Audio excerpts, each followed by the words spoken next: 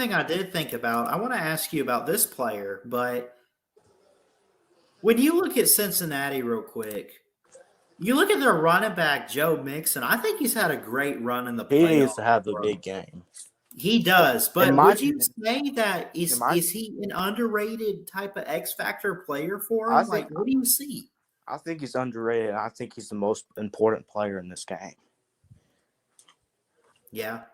I'd But like some more detail on that because, I mean, we keep talking about the receivers for both teams, but now you're saying, and I'm not going to criticize or anything, but I am curious. Like, now you're saying Joe Mixon, a running back, is the most important player for Cincinnati in this game.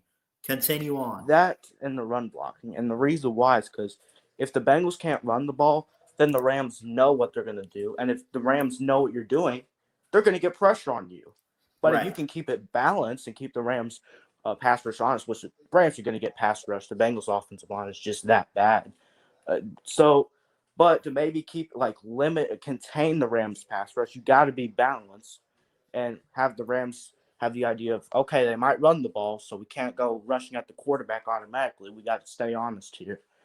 But if you can't run the ball, the same thing that Georgia did to Clemson is going to happen. They're just going to commit to the quarterback every time, and they're just going to pressure him every single time. Yeah. You know, if they know, if the Rams front seven knows what you're doing, the Bengals are done. You got to keep them honest, and you got to run the ball. So mixing in the run blocking in this game is most important.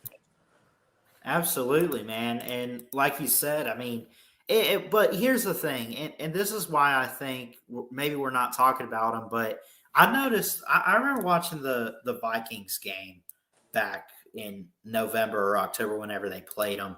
There's a certain play, I think it was like a 1st and 10 in the second quarter, where he kind of, Burrow gets it to him in the flat, and this man just kind of drives through some defenders. I mean, he's a hard hitting back.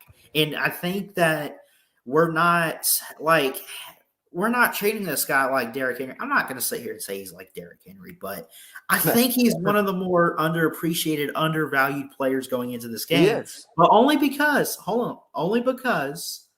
of all the receiving weapons. And I don't blame him. I don't, because I understand Jamar Chase, T. Higgins, I didn't think to mention for the Bengals. Wait a minute. T. Higgins, and like it's all, even for the Rams, I would say it is all